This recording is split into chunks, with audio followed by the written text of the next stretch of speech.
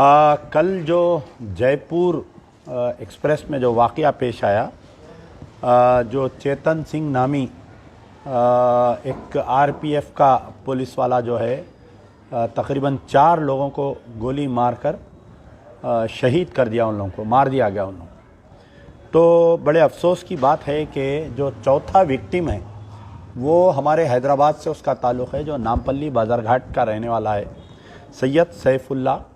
और अभी उनकी बॉडी नहीं आई है, उनकी बॉडी जो है मैं समझता हूँ मुंबई में है, पोस्टमार्टम के लिए रखी गई है। तो बड़े अफसोस की बात है कि सैयद सैफुल्ला को जुमला 3 लड़कियां हैं बोल के पता चला मुझे, और एक लड़की तो बिल्कुल 6 महीने की है। ये जो वाक़या पेश आया, यानी हिंदुस्तान की जो सिक्योरिटी की बातचीत की जाती है, रेलवे सिक्योरिटी की बात की जाती है, तो ये बिल्कुल खोखला साबित हो गया है।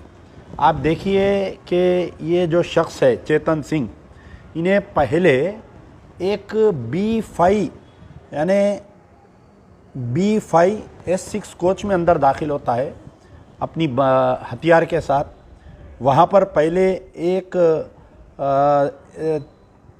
तीन पैसेंजरों को मार देता है पहले, यानी B5 कोच में 3 पैसेंजर्स को। उसके बाद में फिर 3 पैसेंजर को जो मारता है, एक है अब्दुल खादर भाई, बानपुर वाले हैं बेचारे, 60 ईयर्स एज है, दाढ़ी थी उनको। खुद अपने ASI टीकाराम मीना को मार देता है जिसका 57 ईयर्स एज है। फिर उसके बाद में B5 से लेकर वो ट्रैवल करते हुए 4 कोच छोड़ के, यानी B4 से B1 आता है, और B1 में आने के बाद में वहाँ पर फिर और मजीद 2 लोगों को गोली मारता है, जिसमें से एक हमारे हैदराबाद के जो साहब है सैयद सैफुल्ला है। पहले तो क्योंकि इनका ताल्लुक़ तेलंगाना से है, हमारा चीफ मिनिस्टर से मुतालबा है कि ये बहुत ही गरीब फैमिली से है, इनको जो है कम से कम एक 50 लाख रुपए एक्सग्रेशिया इनकी फैमिली को तेलंगाना सरकार से देना चाहिए, और ह्यूमैनिटेरियन ग्राउंड पे, और इनकी अहलिया को एक गवर्नमेंट जॉब मिलना चाहिए, और एक 2 बेडरूम फ्लैट में इनकी अहलिया को और इनके बच्चों को अपार्टमेंट मिलना चाहिए।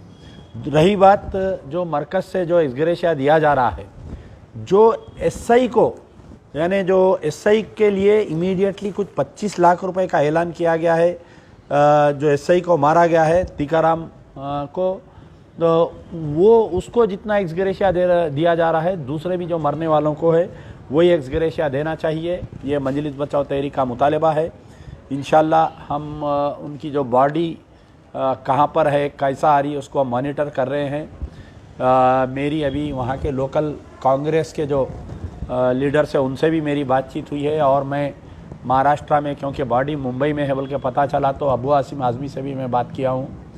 बड़े अफसोस की बात है कि मरने वाले का ताल्लुक़ हैदराबाद से है। यकीनन सबके साथ, यानी जितना गम हमारे को ये सैयद सैफुल्ला के मरने से, उतना ही गम हमें टीकाराम के मरने से भी है। टीकाराम को भी जो मारा गया है, यकीनन मजलिस बचाओ तहरीक उसके ऊपर निंदा करती है, लेकिन जो माइंडसेट बनाया जा रहा है, जो ये जो टीवी चैनल्स पे जो हिंदुत्वा हिंदुत्वा हिंदुत्वा करके जो गलत न्यूज़ देकर नेशनल मीडिया में ये जो वाक़या पेश आया है, इसका मैं राज जिम्मेदार, चेतन सिंह का जो वाक़या पेश आया है, इसका राज जिम्मेदार मैं नेशनल मीडिया को देता हूँ।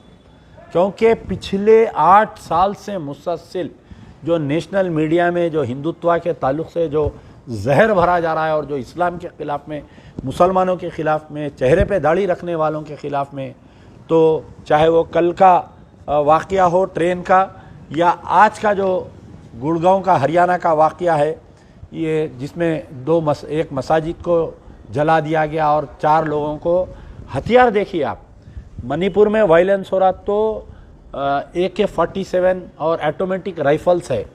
आज के जो बजरंग दल का जुलूस जा रहा है, उसके अंदर भी हाथ में ऑटोमेटिक राइफल्स है। तो ये आ रही कहाँ से बताइए आप। मोदी साहब तो बड़ा दावा करते हैं कि पिछले 8 साल से जो है सरहद से चूड़ी भी इधर से उधर नहीं गई या उधर से इधर नहीं आई। तो ये हथियार कैसा आ रहे हैं? क्या RSS वाले जाके पाकिस्तान में ट्रेनिंग लेके वहाँ से हथियार लेकर आ रही? کیا یہ بجرنگ دل والے جا کے چائنا میں ٹریننگ لے کے وہاں سے ہتھیار لے کے آ رہے ہیں یا نیپال آ رہے ہیں؟ یہ سمجھ میں نہیں آ رہی ان کی بات ہے. منی پور میں جو وائلنس ہو رہا ہے آپ دیکھیے, سوفسٹیکیٹڈ ویپنس یوز کیے جا رہے ہیں. اب تک جتنے بھی واقعات پیش آئے پورے, چاہے وہ مختار انصاری کی شوٹ آؤٹ سے لے کے یہ کل جو واقعہ پیش آیا, کل تو خیر وہ سرکاری بندوق تھی وہ.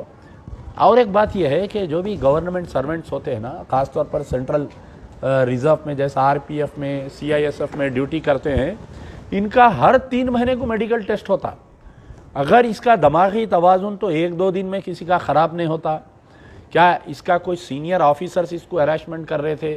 چلو ٹھیک ہے, جو میڈیا ٹرائل چل رہا ہے کہ یہ ایک دماغی توازن اس کا خراب تھا اور اس کا ہندو مسلم سے کچھ لینا دینا نہیں ہے, میں مانتا ہوں ٹھیک ہے, لیکن دماغی توازن تو راتیں رات آدمی کا خراب نہیں ہوتا. یہ آپ کو بات ماننی پڑے گی فیکٹ کے, جو پچھلے 8 سال سے جو نیشنل میڈیا میں اور جو ہندو لیڈرز کی طرف سے, آر ایس ایس بجرنگ دل کی طرف سے جو اسلاموفوبیا چلایا جا رہا ہے, یہ اس کا نتیجہ ہے.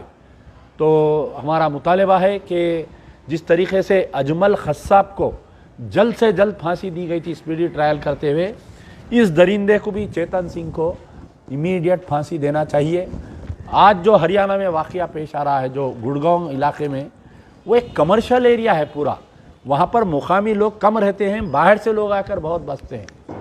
خاص طور پر کل رام نومی کے جلوس میں یا پتہ نہیں کون سا جلوس نکالے تھے, اس میں خود یہ لوگ پتھراؤ کر کے, آج میں صبح سے دیکھ رہا